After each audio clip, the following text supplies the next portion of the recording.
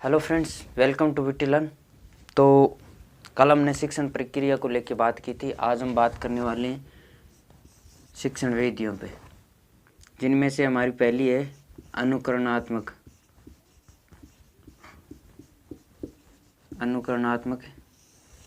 विधि। अब देखिए, अनुकरणात्मक विधि क्या है। सबसे पहले एक शब्द दिखाई दे रहा होगा, अनुकरण। देखिए, अनुकरण का मतलब होता है नकल या फिर प्रतिलिपि, जिसको बोलते हैं कॉपी, COPY। आप बोलते हैं ना सामान्य की कॉपी करवा ला, या आधार कार्ड की कॉपी, उसी तरह कॉपी होती है ना, उसी को बोलते हैं प्रतिलिपि। अब बात करते हैं कि अनुकरण शब्द कैसे बना। अनुकरण का अंग्रेजी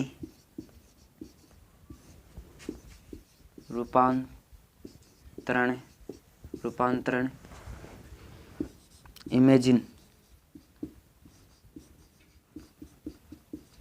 इमेजिन है, जो ग्रीक भाषा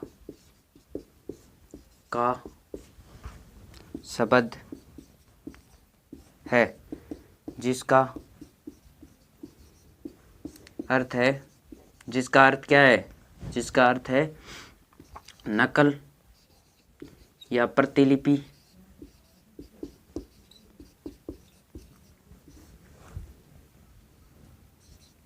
जिसका अर्थ नकल या प्रतिलिपि है। ठीक है, सामान्य शब्दों में नकल यानी एक दूसरे को देख के कॉपी करना। उसके बाद अनुकरण विधि किसके द्वारा दी गई? तो प्लेटो नामक मनोवैज्ञानिक द्वारा दी गई। कब दी गई? तो बात करते हैं ईस्वी पूर्व 5वीं सदी में प्लेटो द्वारा दी गई। ये कुछ पॉइंट हैं, ये आप नोट करते जाओ। और हेगार्ट नामक विद्वान के द्वारा इस विधि को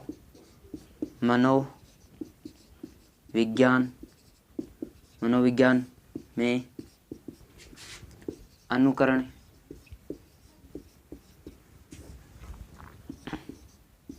सिद्धांत के रूप में अभिव्यक्त किया। तब से लेके आज तक ये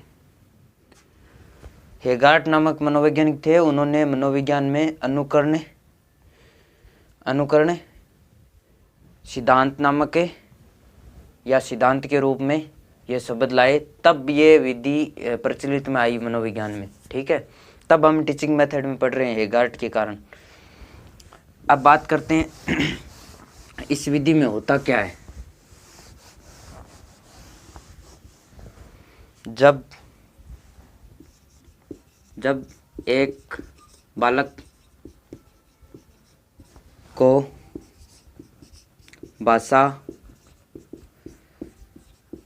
सिखाई जाती है, तो उसे शिक्षक द्वारा अनुकरण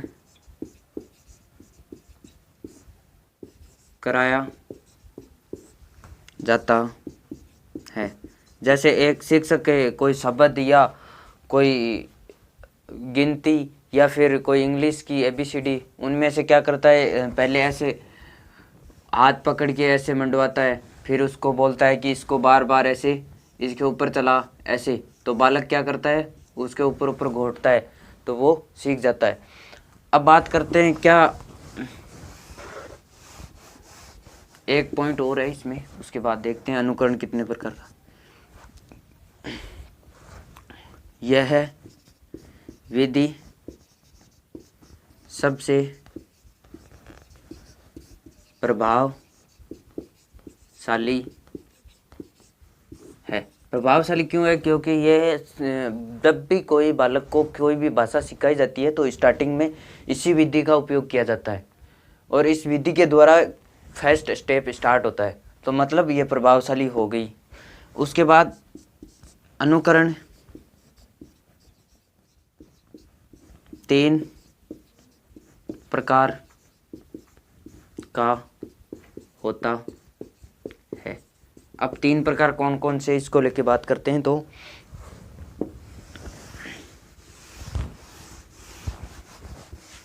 अनुकरण 3 प्रकार से होता है। तो अनुकरण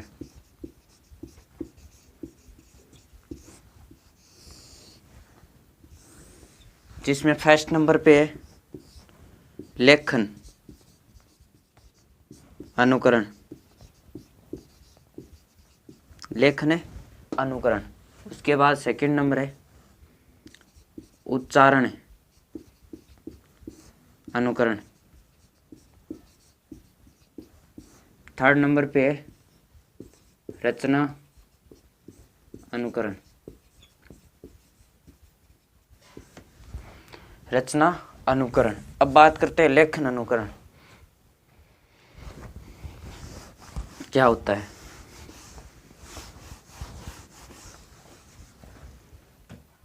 लेखन अनुकरण फर्स्ट नंबर पे था लेखन अनुकरण।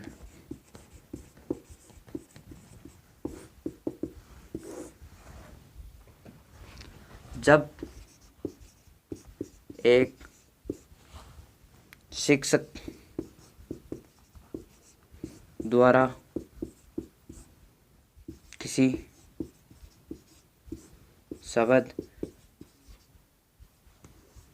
शब्द की रचना कर बालकों को अनुकरण कराया जाता है।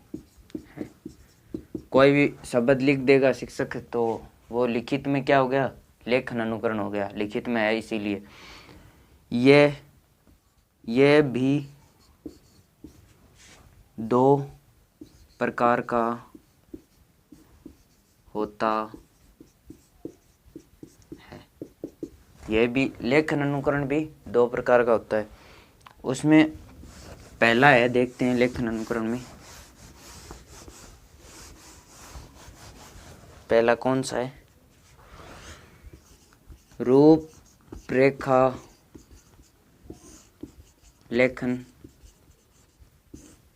अनुकरण। अब रूपरेखा लेखन अनुकरण क्या है? जैसे आपने छोटी क्लासों में देखा होगा LKG UKG में क्या होता है कि ऐसे टिमकी सी होती हैं जिनको बोलते हैं आउटलाइन, ठीक है।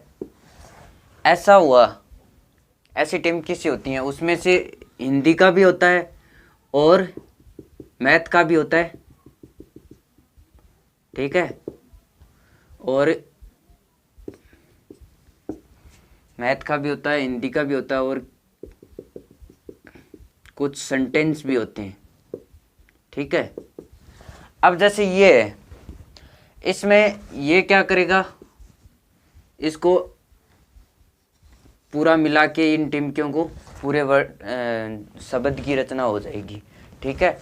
और इसको भी, ये हिंदी में हो गया, ये मैथ में हो गया। इसी तरह कुछ सेंटेंस लिखे होते हैं, 2-3 लाइन तो लाइनों में ये आउटलाइन बनी होती है, उसके बाद बालक को सीधी लाइनें दी जाती हैं, उसमें लिखता है बालक। तो ये होती हैं आउटलाइन, आप समझ तो गए होंगे। ऐसे ऐसे मिला देता है बालक, तो वो एक वर्ड बन जाता है, जैसे ये। ठीक है, ऐसे। तो इनका आउटलाइन ऐसे होती है। तो लिखते हैं इसमें, एक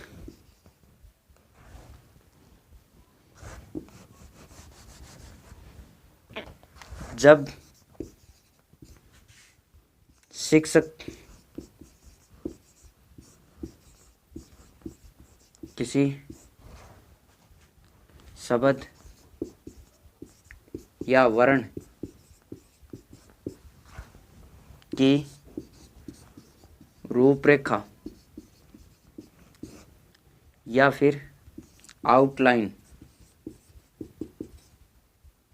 बना कर बालक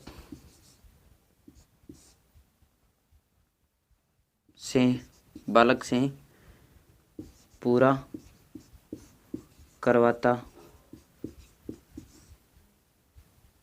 है।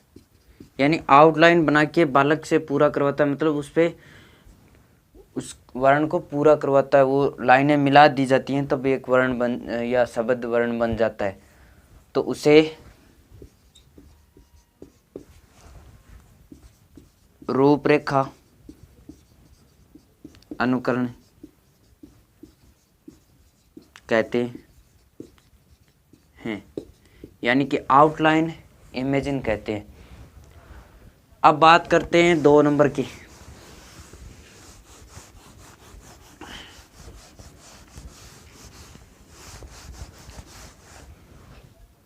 दो नंबर है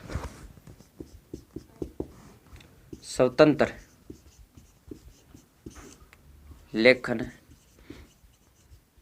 अनुकरण। देखिए, स्वतंत्र लेखन अनुकरण होता क्या है, इसको लेके बात करते हैं। तो जैसे मैं आपको यहाँ पे बोर्ड पे लिख रहा हूँ और फिर आप लिखेंगे देखिए देख, तो वो क्या है, वो तो श्यामपट हो गया। और उसमें एक चीज़ होती है, जैसे अक्सर आपने देखा होगा कि कक्षा 5 से लेके 12वीं तक हमारे संजीव या एक्सीलेंट जो भी उत्तर पुस्तिका चलती हैं, उनमें से जब क्लास में टीचर पाठ या लेसन जो भी है कंप्लीट होने के बाद बोलता है कि ये इतने इतने जैसे प्रश्न दे देता है, कुछ 10-12 प्रश्नों में से 5-6 प्रश्न दे देता है और बोलता है कि इनके आपको नोटबुक में जमा के लेके आना। तो बालक क्या करता है, उसमें से उस संजीव या पासबुक की सहायता से वो करता है। तो वो स्वतंत्र लेखन अनुकरण हो गया। जब एक शिक्षक द्वारा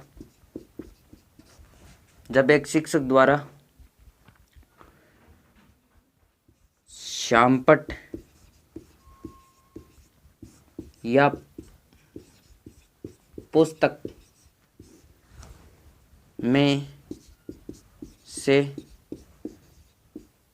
बालक को अनुकरण करवाता है तो उसे स्वतंत्र लेखन अनुकरण कहते हैं। यह तो हमारा हो गया स्वतंत्र अनुकरण लेखन का। उसके बाद बात करते हैं सेकंड नंबर, अनुकरण का सेकंड नंबर। सेकंड नंबर कौन सा था? सेकंड नंबर था उच्चारण अनुकरण।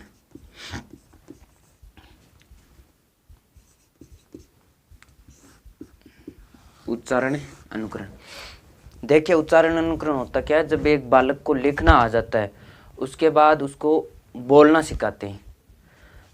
और उसको बोलना सिखाते हैं तो कैसे, जैसे हमें कोई क्लास में शिक्षक पढ़ा रहा होता है तो उस टाइम कोई जैसे गद्य का पाठ आ गया तो वो क्या करेगा, उससे पहले बोलेगा, फिर पीछे बच्चे बोलेंगे, या फिर कोई कविता आ गई तो उसको पहले बच्चे बोलेंगे, सॉरी पहले शिक्षक बोलेगा फिर पीछे पीछे बच्चे बोलेंगे। तो वो क्या है, वो उच्चारण अनुकरण है। अक्सर आपने देखा होगा कि छोटी कक्षाओं में लास्ट के जो भी पीरियड होते हैं, 2 पीरियड 3 पीरियड, वो उनकी स्कूल के हिसाब से मैनेजमेंट होता है।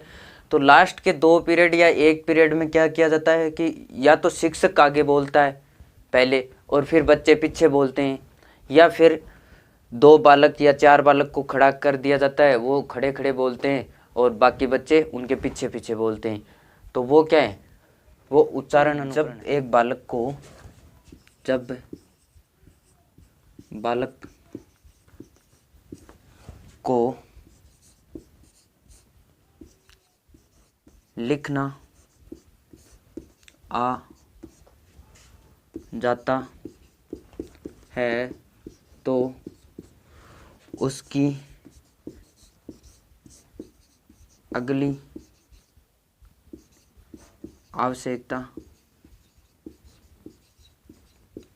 आवश्यकता लिखी विषय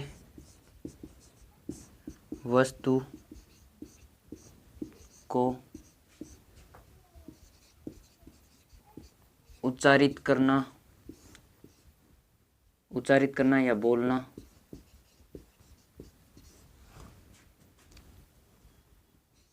होती है। ठीक है, मान लो आपको लिखना आ गया, उसके बाद बोलना भी आना चाहिए ना।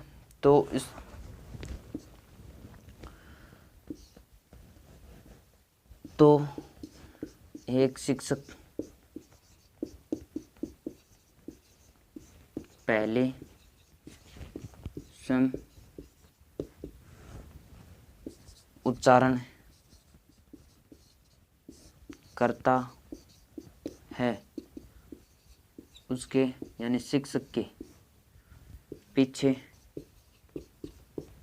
पीछे बालक अनुकरण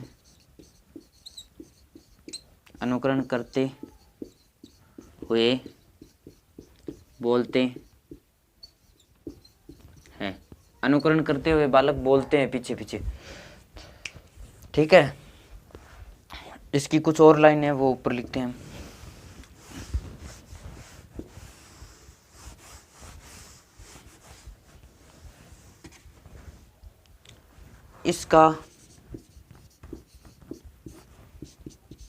इसका अंग्रेजी भाषा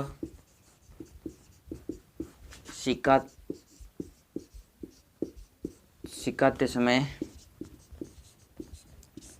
और भी अधिक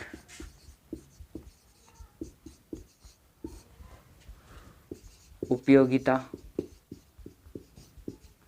बढ़ जाती है। क्यों बढ़ जाती है?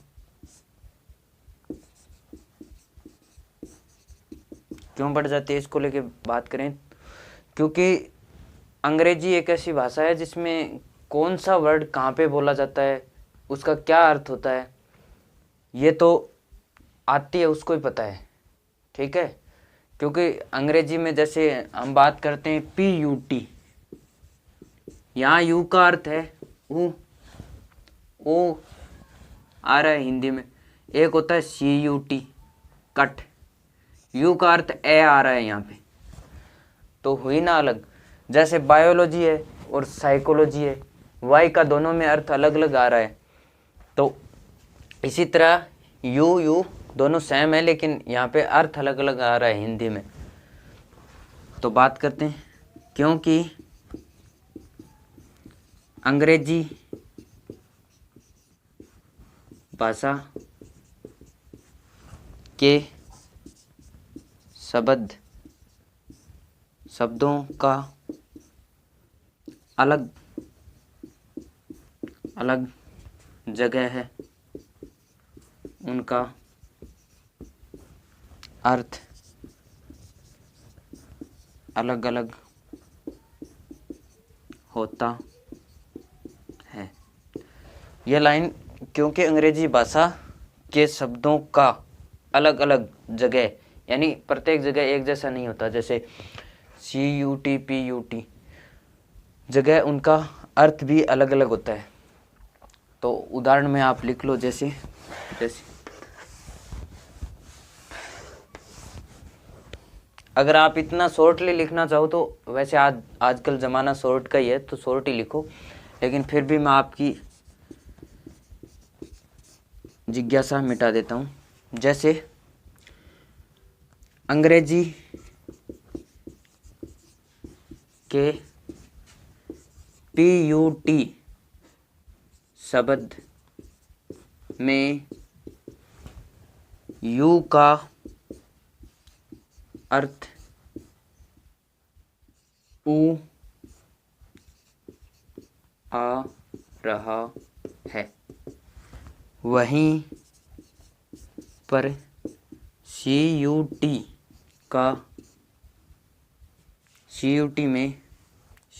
में यू का अर्थ ए आ रहा है। यानी कि समझ, PUT यू का अर्थ है ऊ आ रहा है, वहीं पे CUT यू का अर्थ है ए, तो अलग अलग हुआ ना, इसीलिए। नेक्स्ट देखते हैं, 3 नंबर बात करते हैं उच्चारण अनुकरण में।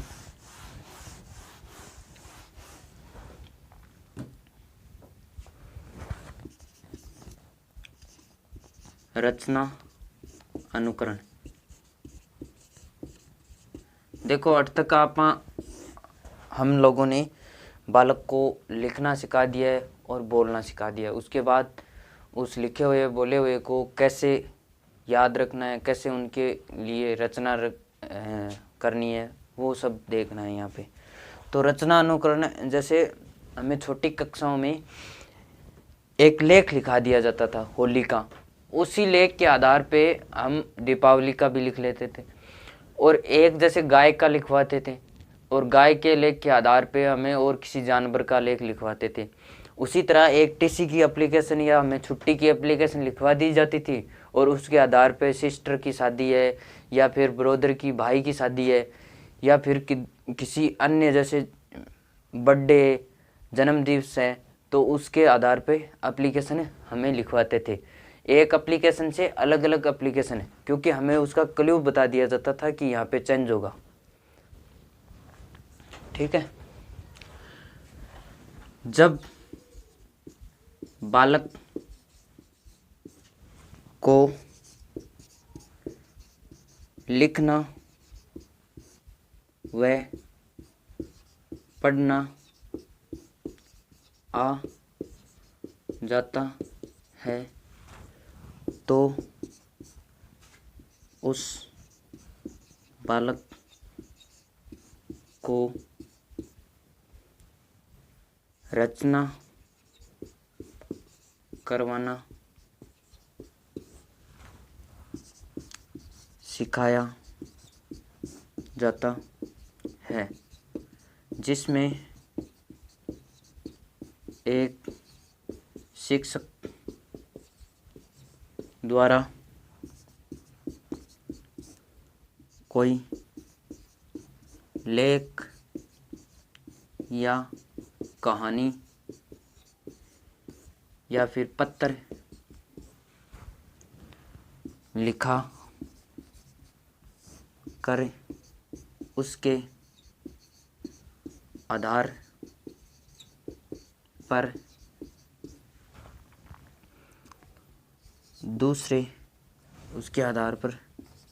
दूसरे या अलग लेखन रचना करवाना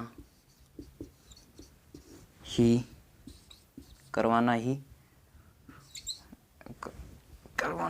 रचना अनुकरण कहलाता है। यानी कि पहले गुरुजी ने क्या लिखवा दिया? प्रार्थना पत्र लिखवा दिया। छुट्टी की एप्लीकेशन लिखवा दी, उसके आधार पर टीसी की, उसके आधार पर बीमार की, उसके आधार पर भाई की शादी की। जब भी कोई भी प्रोग्राम हो, एप्लीकेशन छुट्टी के लिए देनी होती थी, तो हमें क्या करना, चेंज, एक चीज़ चेंज करनी थी, विषय, जो कि सब्जेक्ट। जैसे आज तक हमने देखा है कि पत्र का यहाँ से एड्रेस आता है, पत्र में लेटर लिखते हैं तो यहाँ पे क्या आता है, एड्रेस, और उसके आधार पर वही फॉर्मूला चल रहा है। जैसे एप्लीकेशन है सेवा में, फिर एक लाइन खाली छोड़ के उसके बाद श्रीमान प्रधानाचार्य, प्रधानाध्यापक जो भी है, उसके बाद स्कूल का नाम, फिर यहाँ पे विषय, सब्जेक्ट, और फिर उसके बाद यहाँ से महोदय, फिर ये लाइन खाली छोड़ देती है, खाली छोड़ दी जाती है। उसके बाद यहाँ से स्टार्ट करते हैं, साधारण नंबर निवेदन है, तो वो एक शेड्यूल चलता आ रहा है। उसके आधार पर हमें बता दिया जाता है कि यहाँ पे चेंज करना है, बस सब्जेक्ट चेंज होता है। तो वो क्या है, रचना अनुकरण है। अब इस रचना अनुकरण में ये अपने आप में दोषपूर्वक भी है। इसका उदाहरण लिखवा देता हूँ मैं आपको एक बार।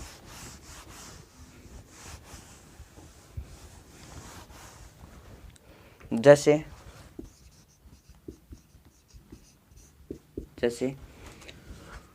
होली का लेख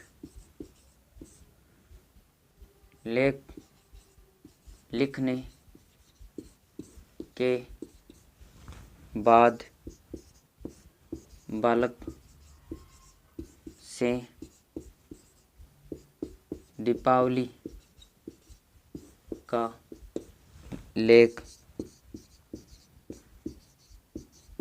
लिखवाना, यानी होली का लेख लिखवाने के बाद दीपावली का लेख लिखवाना। उसी तरह बालक से टीसी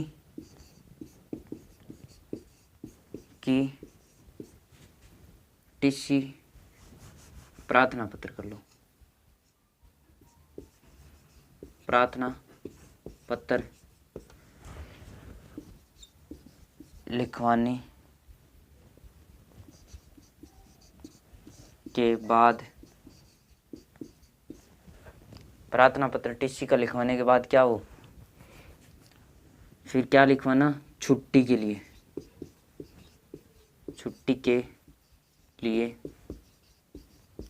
लिखवाना।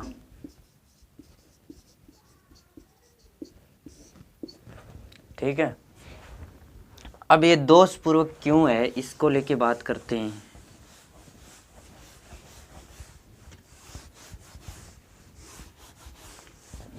एक नोट डाल लो आप।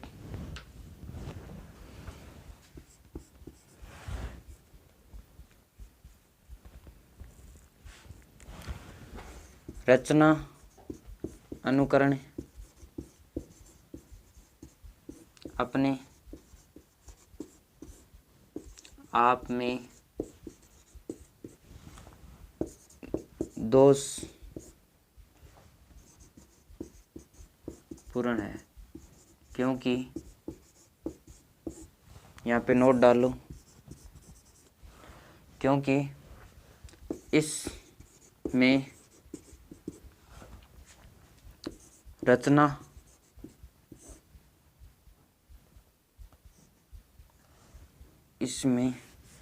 मौलिक रचना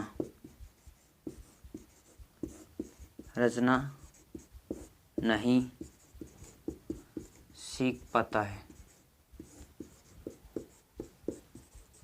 क्योंकि बालक इसमें मौलिक रचना नहीं सीख पाता है, इसी कारण ये अपने आप में दोषपूर्ण है।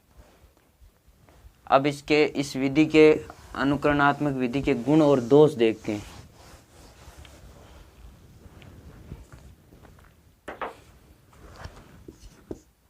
गुण देखिए, गुण फर्स्ट नंबर पे क्या हो सकता है, जैसे यह विधि रुचिकर है और इस विधि में लिखना, पढ़ना और बोलना सिखाया जाता है, और भी बहुत सारे हम लिखते हैं। पहले इस विधि में लिखना, बोलना और लिखना बोलना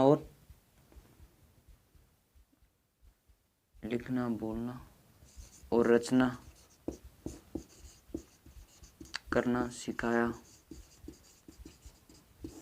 जाता है। 2 नंबर, यह विधि बालकों के लिए रुचिकर है। यह विधि बालकों के लिए रुचिकर है, क्योंकि स्टेप वाइज स्टेप होता है, क्योंकि जैसे पहले लिखना सिखाते हैं, फिर बोलना, फिर पढ़ना, ये सब। 3 नंबर कौन सा है? 3 नंबर देखते हैं। इस विधि में कमजोर बालकों को अधिक लाभ मिलता है या लाभदायक है। क्योंकि कमज़ोर बालक धीरे धीरे सीखते हैं, तो उनके लिए ये लाभदायक है। अब इसकी बात करते हैं दोष।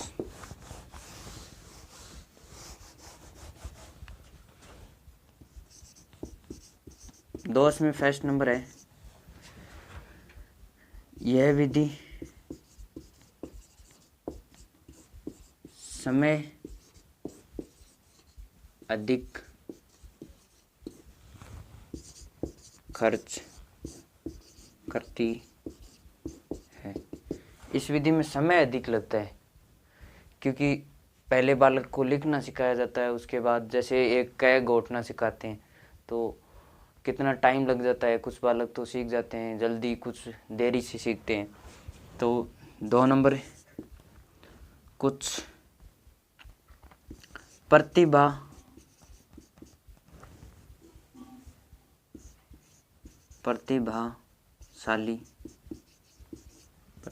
बालक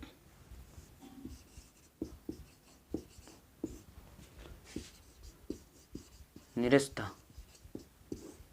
पैदा करते हैं, क्योंकि उनको लगता है कि धीरे सिखाया जा रहा है हमें, क्योंकि वो तो जल्दी से सीख जाते हैं, इसीलिए उनको लगता है कि हमें धीरे से सिखाया जा रहा है, तो वो निरस्ता पैदा करने लग जाते हैं। अब 3 नंबर, कई बार गलत विचार पैदा हो जाते हैं। यानी जैसे मान लो गाय का लेख लिखवाया, गाय का लेख लिखवाने के बाद बोला कि आप घोड़े पे लेख लिखो, तो घोड़े का कार्य उपयोगिता अलग अलग है और गाय की उपयोगिता अलग है। तो हो सकता है कि बालक ऐसे भी बोल दे कि गाय दूध देती है तो घोड़ा भी दूध देता होगा। तो ये क्या है, गलत ज्ञान पैदा हो जाता है कई बार। 3 नंबर, ये इसके गुण दोष हैं। एक और लिख लो दोष। 4 नंबर, बालक में मौलिकता